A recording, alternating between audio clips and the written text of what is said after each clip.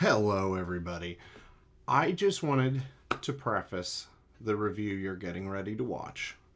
I recorded this back in May and was originally supposed to release it before the release of Tony Hawk 3 and 4, and obviously that didn't happen. I still wanted to put this review out because this game was a lot of fun. It was supposed to be released in late June, and now it's being released when it's being released. So now that you've been warned, enjoy the review.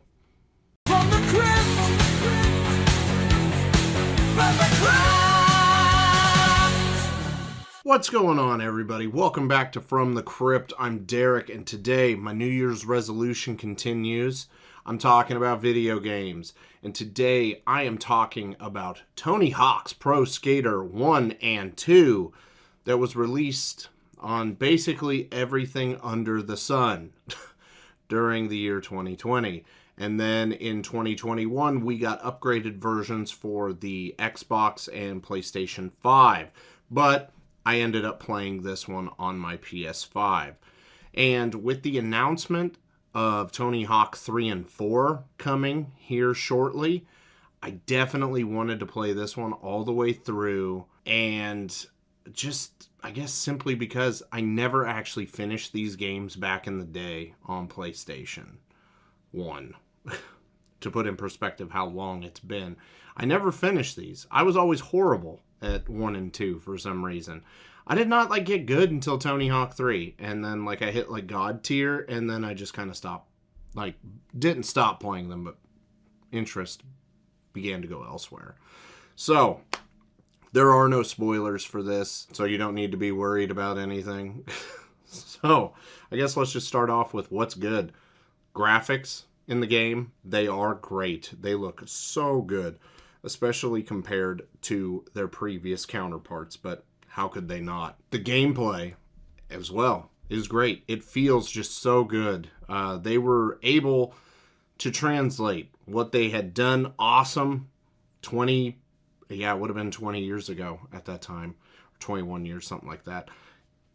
Translate it to this gen, and it felt great to be playing a Tony Hawk game again.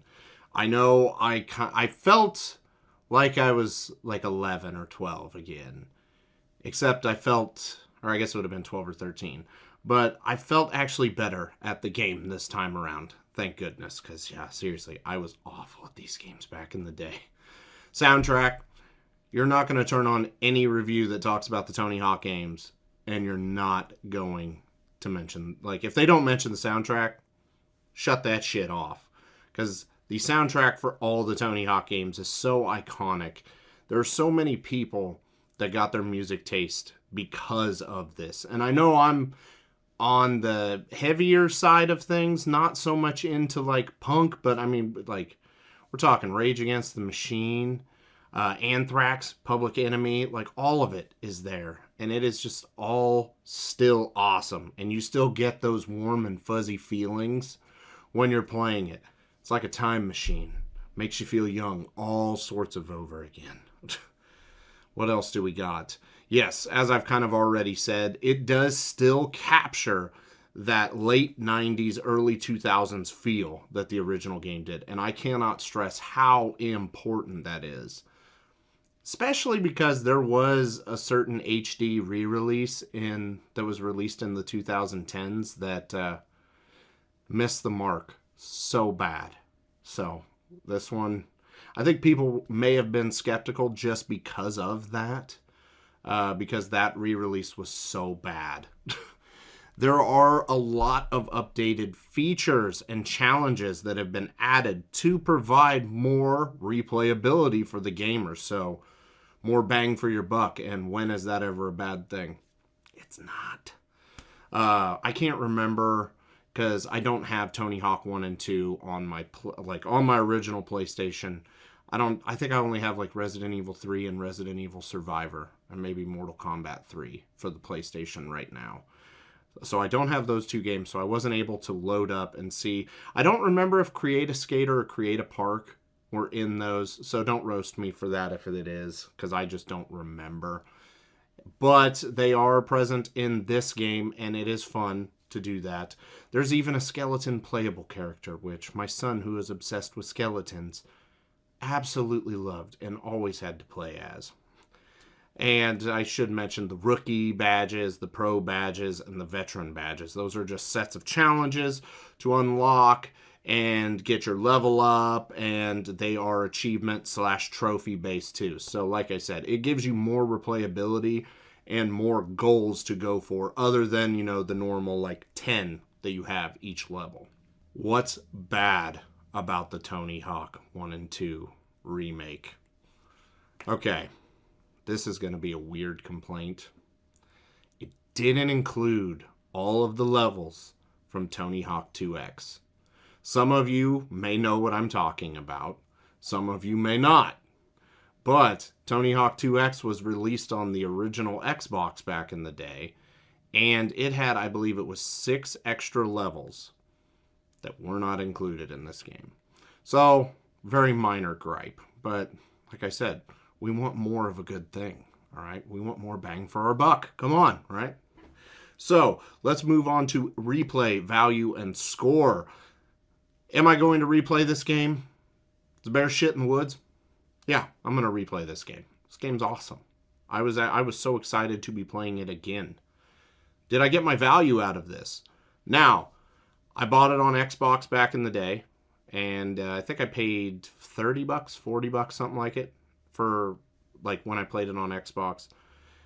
But due to my now hatred of Xbox, I shifted away to PlayStation, and then I got the urge to play it, and I bought it on sale for like $20.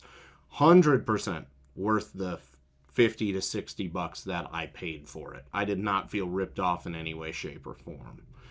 It's definitely worth $20 if you haven't bought it. So I would definitely put it on your wish list, and when it goes on sale, which it frequently does, pick it up, feel young again. What score am I going to give Tony Hawk 1 and 2? I'm going to go with a 9 on this one. Like I said, it felt just like the old games. Made you feel young, like we're living in a world that's just better and simple. I don't have a lot to say other than it's really good, guys. If you haven't played it, definitely make sure to check this one out. Even if you've never played any of them, check it out. Like I said, it's on sale for $20 very regularly. Pick it up. You're not going to be disappointed. You're going to have fun. Whether you suck at it like I did with the originals, or you just vibe out to the music, it's good all around. But that will do it for Tony Hawk 1 and 2, guys. Make sure to comment down below. Did you play this game? Did you like it? What's your favorite Tony Hawk game? I would definitely love to talk Tony Hawk games with some people, so hit me up down below. Drop a like on the video if you enjoyed yourself today, and consider subscribing to the channel if you have not already, because this channel is growing, and that is 100% all thanks to you guys. I'm kind of mumbling my words. I apologize, but yeah, I'm very appreciative. I know Jacob's very appreciative of all the subs that we have. So once again, thank you so much. We love you guys. And yeah, I think I covered everything I need to cover. So till next time. From the Crypt.